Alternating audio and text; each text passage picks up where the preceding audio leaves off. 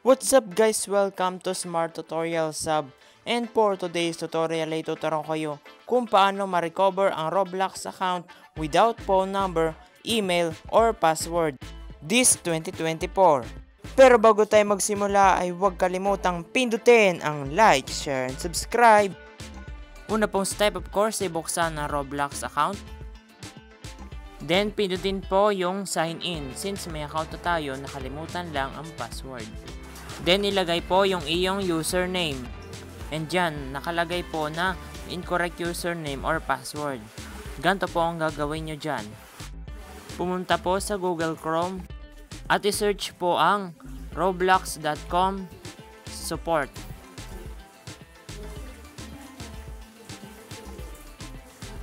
Then pindutin po yung unang site na lumabas. Then dito po ilagay ang iyong contact information. Yung iyong username, first name, at email address. Then ilagay po ang device na inyong ginagamit.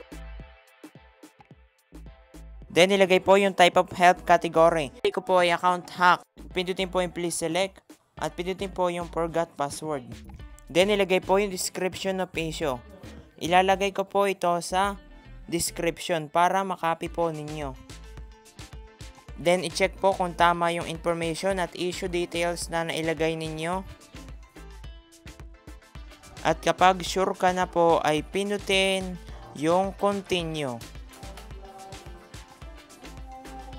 Then, verification. Pinutin po yung start puzzle. Then, mariredirect po tayo sa contact support nila. Sagutin po yung kanilang questions. Yes.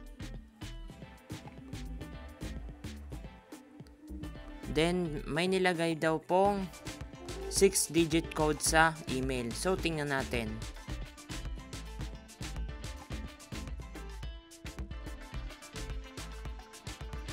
I-copy po yung code na in-email nila. Then, ilagay mo po dito sa kanilang contact support.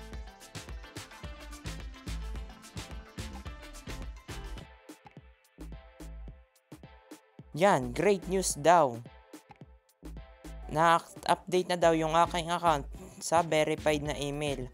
Pwede ko na daw siyang ma-reset. At sundin ko daw po yung step nila para ma-reset ang aking password.